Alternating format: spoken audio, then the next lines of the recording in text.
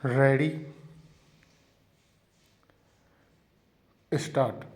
अयोध्या भूमि विवाद को सुलझाने के लिए गठित 3 सदस्यीय पैनल को 15 अगस्त तक का समय देना तार्किक ही नहीं व्यवहारिक भी है। विराम। स्वयं पैनल के निवेदन पर सुप्रीम कोर्ट का ताज़ा निर्णय इस अति विवादित समस्या के समाधान की दिशा में स्वागत योग्य प्रयास है। विराम।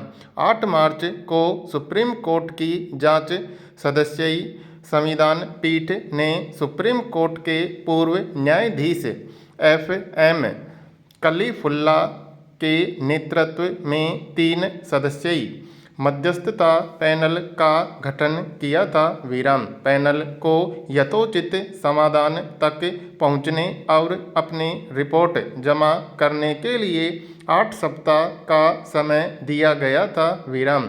यह समय विगत सप्ताह समाप्त हो चुका है और अब पैनल को करीब 13 सप्ताह का अतिरिक्त समय दे दिया गया है। विराम। जहां यह देश 70 साल से इस विवाद को झेल रहा है, वहां और 13 सप्ताह की प्रतीक्षा ज़्यादा मायने नहीं रखती। विराम। प्रश्न समय का नहीं, समाधान का है। विराम। वह समाधान जिसमें सभी संबंधित पक्षों की सहमति समाहित हो। विराम। रामलला, निर्मोही अखाड़ा और सुन्नी वक्फ बोर्ड, यही 3 पक्ष हैं जिनकी सहमति से अंतिम समाधान निकालना है। विराम।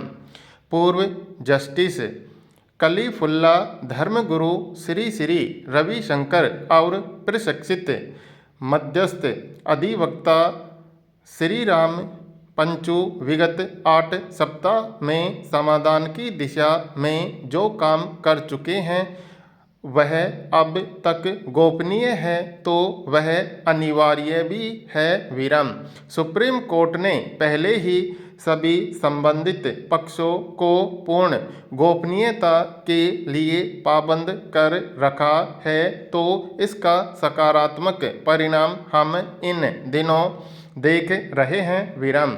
ध्यान दीजिए, आज चुनाव में बाबरी या मंदिर का मुद्दा प्रभावी नहीं है। किसी भी विघ्न संतोषी या उपद्रवी तत्व के साथ कुछ नहीं लग रहा है। विराम।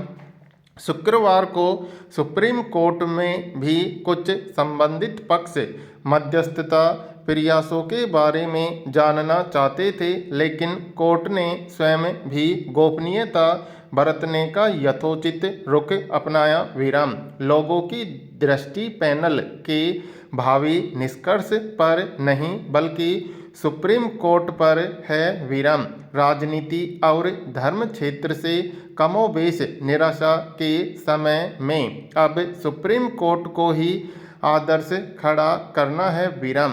अंततः पैनल की रिपोर्ट के आधार पर सुप्रीम कोर्ट को ही अंतिम फैसला लेना है। विराम। आज नए चर्चित मध्यस्थ कुछ बोल रहे हैं और नए संबंधित पक्षों ने कभी मुंह खोला है। विराम। यदि वाकई मध्यस्थता की यह अभूतपूर्व पहल भारत में सफल रही तो तमाम कटु विवादों के समाधान के लिए हमें एक प्रक्रिया मिल जाएगी। विराम। हम अच्छी तरह जानते हैं कि सड़कों पर नारेबाजी, आपस में कटु बहस, रियासत साजिश या खून खराबे से ही विवादित मामले नहीं सुलझा करते। विराम। पैरा। शिक्षा का वास्तविक अर्थ होता है कुछ सीखकर अपने को पूर्ण बनाना। विराम। इसी दृष्टि से शिक्षा को मानव जीवन की आँख भी कहा जाता है। विराम। वह आँख जो मनुष्य जीवन के प्रति सही दृष्टि प्रदान कर उसे इस योग्य बनाती है कि वह भला बुरा सोचकर समस्त प्रगतिशील कार्य कर सके। विराम। उचित मानवीय जीवन को जी सके विराम। उसमें सूझबूझ का विकास हो, कार्य क्षमताएं बढ़े और सोई हुई शक्तियां जागकर उसे अपने साथ साथ राष्ट्र के जीवन को भी प्रगति पथ पर ले जाने में समर्थ हो सके विराम। पर क्या आज का विद्यार्थी जिस प्रकार शिक्षा पा रहा है, शिक्षा प्रणाली का जो रूप जारी है, वह यह सब कर पाने में समर्थ है? प्रश्नवाचक। उत्तर निश्चय ही नहीं है विराम। वह इसलिए कि आज की शिक्षा प्रणाली व्यक्ति को साक्षर बनाने का ही कार्य करती है, सुशिक्षित, सुयोग्य और सक्षम बनाने का तो कतई नहीं विराम। यही कारण है कि स्वतंत्रता प्राप्ति के इतने वर्षों बाद भी कहने को शिक्षा का बहुत विस्तार हो जाने पर भी इस देश के व्यक्ति बहुत कम प्रतिशत आम तौर पर साक्षर से अधिक कुछ नहीं हो पाए विराम। वह अपने आप को सुशिक्षित तो क्या सामान्य स्तर का शिक्षित होने का दावा भी नहीं कर सकता विराम।